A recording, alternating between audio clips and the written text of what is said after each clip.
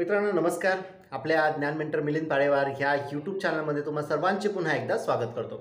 मित्रांनो, व्हिडिओ फार महत्त्वाचा आहे, तो तुमच्यासाठी घेऊन आलेलो आहे. जो व्हिडिओ आहे सावित्रीबाई फुले पुणे विद्यापीठाच्या PhD एंट्रन्स टेस्ट 2024 संदर्भातला. हो मित्रांनो, सावित्रीबाई फुले पुणे विद्यापीठाने PhD एंट्रन्स टेस्ट 2024चं आयोजन केलं होतं.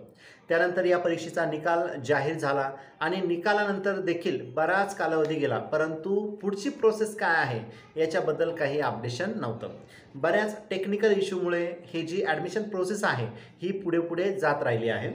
फायनली 11 नोव्हेंबर 2024 रोजी सावित्रीबाई फुले पुणे विद्यापीठाने एक पब्लिक सर्क्युलर पब्लिश केलं आणि या सर्क्युलरमध्ये त्यांनी पुढची प्रोसेस काय असणार आहे याबद्दल त्यांनी स्पष्टीकरण दिलेलं आहे. तर बघा, जे विद्यार्थी PhD entrance test exam qualify झालेले आहेत आणि ज्या विद्यार्थ्यांनी नेट सेट किंवा गेट क्वालिफाय असताना पेट एक्झाममधून एक्झम्पशन घेतलेलं आहे, अशा 2 विद्यार्थ्यांसाठीची ॲडमिशन प्रोसेस विद्यापीठाने या सर्क्युलरच्या माध्यमातून सुरू केलेली आहे. आज दिनांक 12 नोव्हेंबर 2024 पासून दिनांक 23 नोव्हेंबर 2024 पर्यंत तुम्हाला सेंटर निवडायचं आहे. सेंटर चूज करण्याचं किंवा सेंटर सिलेक्शनचं ऑप्शन तुमच्यासमोर विद्यापीठाने दिलेलं आहे. तर मित्रांनो, सेंटर तुम्हाला विचारपूर्वक निवडायचं आहे, कारण या सेंटरवरच तुमची पूर्ण PhD होणार आहे. त्याच्यामुळे वॅकन्सी ज्या आहेत त्या वॅकन्सी पहिले चेक करा. गाईड कोण आहेत, सेंटर कुठे आहे, किती वॅकन्सी आहेत, हे सगळं चेक करायचं आहे आणि नंतरच तुम्हाला काय करायचं आहे, सेंटर चूज करायचं आहे. सेंटर सिलेक्ट कसं करायचं आहे आणि वॅकन्सी कशा चेक करायच्या आहे तेही आपल्या व्हिडिओच्या माध्यमातूनच मी तुम्हाला डेमो दाखवणार आहे. त्या पद्धतीने ते तुम्ही सर्च करा आणि नंतरच तुम्ही सेंटर सिलेक्ट करायचं आहे. मित्रांनो, काळजीपूर्वक ह्या गोष्टी तुम्हाला करायच्या आहेत, कारण एकदा का तुम्ही हे सेंटर सिलेक्ट केलं तर ते कुठल्याही परिस्थितीत बदलता येणार नाही, असं विद्यापीठाने त्यांच्या परिपत्रकामध्ये सांगितलेलं आहे. तर आपण जास्त वेळ न दवडता सेंटर बघूयात आणि वॅकन्सी चेक करूयात आणि आपण सेंटर सिलेक्ट करण्याचं ऑप्शन सुद्धा बघूयात. तर मित्रांनो, चला आपण ती प्रोसेस बघूया. सेंटर निवडण्यासाठी आपल्याला सगळ्यात आधी जायचं आहे गुगल क्रोम या वेब ब्राउझरला. या ठिकाणी तुम्हाला सिम्पली सर्च करायचं आहे SPPU PhD. आता डायरेक्ट लॉग इनचंच ऑप्शन आपल्याला या ठिकाणी दिसणार आहे. तर बघा, या ठिकाणी थोडंसं स्क्रोल करतो मी खाली. Search centre wise, guide wise and subject wise vacant seats for PhD admission, याला आपल्याला पहिले क्लिक करायचं आहे. अशा प्रकारचा इंटरफेस तुम्हाला या ठिकाणी दिसणार आहे. मग तुम्हाला ज्याही जिल्ह्यामध्ये रिसर्च करायचा असेल, रिसर्च सेंटर निवडायचं असेल, तो जिल्हा तुम्ही सिलेक्ट करा. आता मी या ठिकाणी नाशिक हे डिस्ट्रिक्ट निवडतो आहे. तालुका जे आहे ते तालुका आपण ऑल करूयात, म्हणजे नाशिक जिल्ह्यामधले जेवढेही तालुके असेल त्या सगळ्या ठिकाणचे रिसर्च सेंटर आपल्याला शो होतील. त्याच्यानंतर आहे फॅकल्टी. आता समजा मी ह्युमॅनिटीज या फॅकल्टीला चूज करत आहे आणि सब्जेक्ट जो आहे समजा मी इंग्लिश या विषयाला क्लिक केलेला आहे. बाकी तुम्हाला name of the research center or pincode हे टाकायची गरज नाही आहे.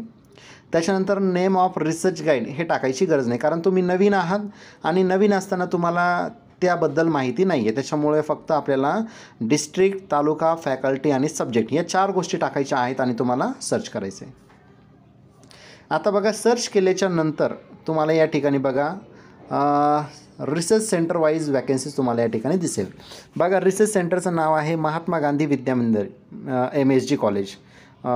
हे आहे नाशिक, मालेगाव कॅम्प, मालेगावचं आहे हे सेंटर. या ठिकाणी बघा, इंग्लिशला वॅकन्सीज आहेत, टोटल वॅकन्सीज आहेत 5. मग याच्यामध्ये ओपनला 2 आहेत, SCला 1 आहे, NTDला 1 आहे आणि SCBCला 1 आहे. अशा टोटल 5 वॅकन्सीज आहे. पुढचं कॉलेज आहे महात्मा गांधी विद्यामंदिर LVH पंचवटी नाशिक. तर नाशिकमध्ये किती वॅकन्सीज आहेत, तर टोटल 2 वॅकन्सीज आहेत. ओके. तिसरं कॉलेज आहे मराठा विद्याप्रसारक KRT arts BH commerce and AM science college, म्हणजे KTHM. तर KTHMला बघा टोटल 2 वॅकन्सीज आहेत. आता 3च ठिकाणी ह्युमॅनिटीज म्हणजे इंग्लिशसाठी वॅकन्सीज आहेत. आता मित्रांनो, हे बघायचं आहे आपल्याला की सगळ्यात जास्त वॅकन्सी कुठे आहेत, तर सगळ्यात जास्त वॅकन्सीज आहेत महात्मा गांधी विद्यामंदिर MSG, लोकनेते व्यंकटराव हिरे रोड, मालेगाव कॅम्प. या ठिकाणी 5 वॅकन्सीज आहे. मग या वॅकन्सी बघत असताना तुम्ही तुमची कॅटेगरी बघा की कुठल्या कॅटेगरीला जागा आहेत. समजा माझ्या कॅटेगरीला इथं जागा असेल, समजा SCला जागा असेल, 1 जागा आहे, तर मी या ठिकाणी ॲप्लाय करायचं आहे. आता ॲप्लाय कसं करायचं आहे, आता आपले वॅकन्सी बघून झाले. ओके, पुन्हा तुम्हाला लॉग इनला यायचं आहे. लेफ्ट साईडला लॉग इनला आल्यानंतर या ठिकाणी तुम्हाला तुमचा जो युजर नेम आहे तो युजर नेम तुम्हाला टाकायचा आहे आणि पासवर्ड जो तुम्ही तयार केला होता तो पासवर्ड देखील तुम्हाला या ठिकाणी एंटर करायचा आहे. आता बघा, पासवर्ड आणि युजर नेम तुम्ही एंटर केल्यानंतर या ठिकाणी तुम्हाला तुमचा इंटरफेस दिसणार आहे. चेंज रिसर्च सेंटर या ऑप्शन दिसतंय, तर आपल्याला चेंज अँड रिसर्च सेंटर या ऑप्शनला क्लिक करायचे. आता बघा, या ठिकाणी इंटरफेसमध्ये तुमचा ॲप्लिकेशन ID आहे, त्याच्यानंतर तुमचं फुल नेम आहे, फॅकल्टी दिलेले आहे ह्युमॅनिटीज आणि सब्जेक्ट दिलेला आहे इंग्लिश.